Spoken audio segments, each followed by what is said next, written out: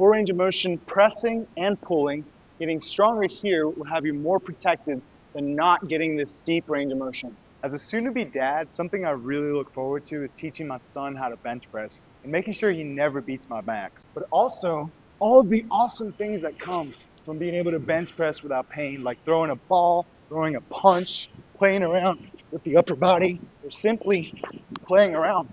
Being able to do these things without pain really improve your lifestyle. I see way too many of my friends struggling with shoulder pain and not really knowing what to do aside from just endless drills. So today I'm going to show you guys the exact system that I use to rehab my shoulder from an old jiu-jitsu injury and that I now use to help my clients improve their shoulder ability, mobility, and just build overall more functional and stronger shoulders. First, I like to warm up the shoulders with a pleasure pump using bands. Now, bands can actually be really helpful for initially getting out of pain, and I've actually met a lot of clients that have simply had to start with this. The reason this works so well is because this is much harder in the contracted position and easier in the lengthened position, which makes it easier on the shoulder joint and allows you to work the muscle to its full capacity and rewire the mind to muscle connection between the brain and the muscle, right? So it really helps to rehabilitate that area. And also because it's getting so much blood flow in there, it then gives you a little bit more lubrication so that you can do some of the lengthened movements. So some of my favorites are the banded pull aparts, tucking the chin here, arms locked out, and using the muscles between the shoulder blades to pull the band apart. Banded face pulls or into trap 3 raises. High reps here are really challenging. Banded external rotation as well as this way. And I really like the banded overhead flies like this to get easier stretch here and then contracting at the chest. These are some of the banded drills that I use with my clients. And then the banded trap 3 raises above the head. Pulsing here to really engage those lower trap muscles that are hard to reach. Getting lots of blood flow into the shoulders and the supporting muscles without necessarily fatiguing them, because you're not going super heavy in any lengthened position. It's mostly concentric work, so it allows you to get ready for the rest of the workout. So one of my favorite exercises to test shoulder ability and integrity is the dumbbell external rotation. This is the muscle that helps you to keep that shoulder in place. So elbow on top of the knee here, keeping the chest up, other hand out here and looking over this way. Controlling the weight down for about 5 seconds, getting down as far as you can go without rolling the shoulder over, and then contracting it back. So you're getting strong in the opposite motion of throwing. You're also working on increasing the strength through length in this internal rotation. You can see the muscle here firing. This is that exact muscle that keeps your shoulder in place whenever you're throwing a ball, throwing a punch. Greatly helps to stabilize the shoulder in the bench press. So this can be a key muscle for getting back to bench pressing without pain. And ideally, you want to do about 10% of your body weight. And for serious lifters, you want to be able to do about 15% of your max bench press in this exercise to keep your shoulders pain-free for about 8 reps. So slow, again, 5 seconds on the way down. Lengthening here, knee in place without it kind of shifting over this way, because that would be cheating. So really strict, keeping that knee in place, bringing this up. Right? I find that some people have trouble actually getting started with that lengthened position. So again, bands are great for healing and working the muscle in that shortened position. So you can start this external rotation here with a band, getting high repetitions. So it's hardest here in this shortened position, again, rekindling that mind to muscle connection. And then doing this with the cable also allows you to place the emphasis on the shortened position. So you could, if you wanted to, you could adjust it into being the lengthened position as well.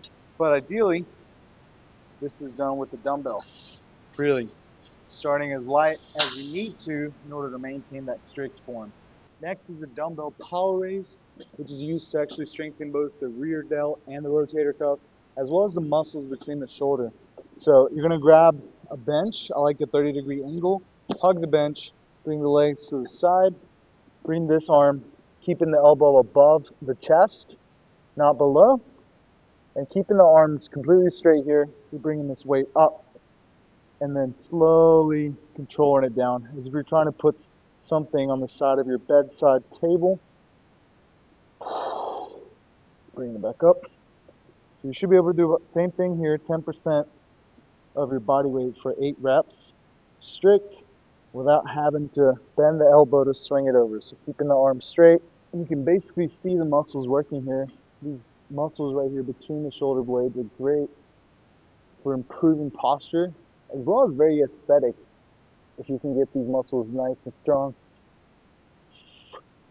The trap 3 raise is what I like to call the hardest exercise known to modern man, because it greatly works those muscles that challenge your posture. And we're always kind of slumped over like this at our desks, sitting very often, and we don't really use this overhead stability much. So these are the lower trap muscles that we're training here directly, and these muscles have a lot to do with those things, right? Overhead stability, posture, and everybody I've trained is really weak at this. Bringing the shoulders back and down, keeping the hands together at the beginning, and then coming out into a Y, like you're doing the YMCA. And from here, controlling the weight down.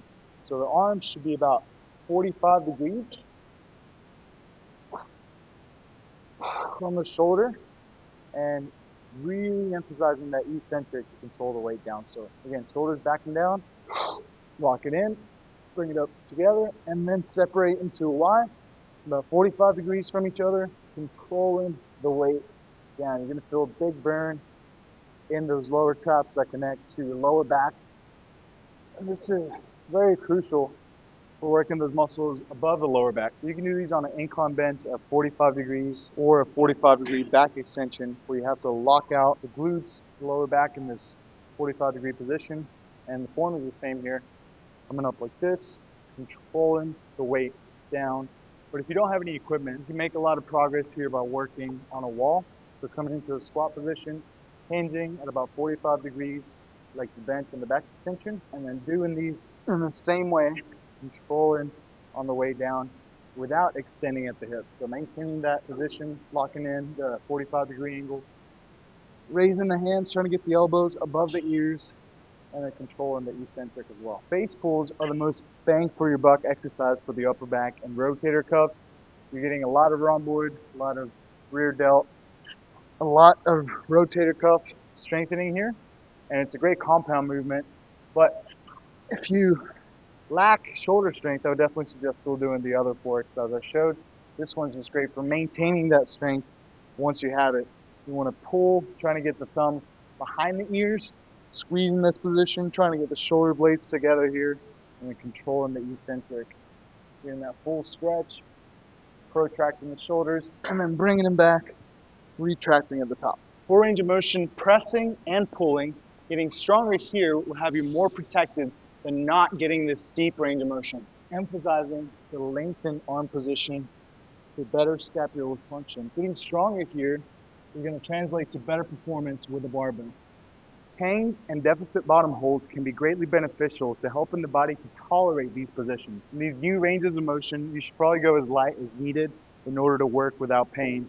The point isn't to hit PRs every day, to rebuild your shoulders so that you can hit PRs every day in the future. Train the arms directly, especially the brachialis, so that you avoid any bicep tendon issues. And strengthen the triceps so that the entire body can work together in the bench press to avoid excessive stress on the shoulder. I got the opportunity to learn all of this after I had an old jiu-jitsu injury where I sprained my rotator cuff.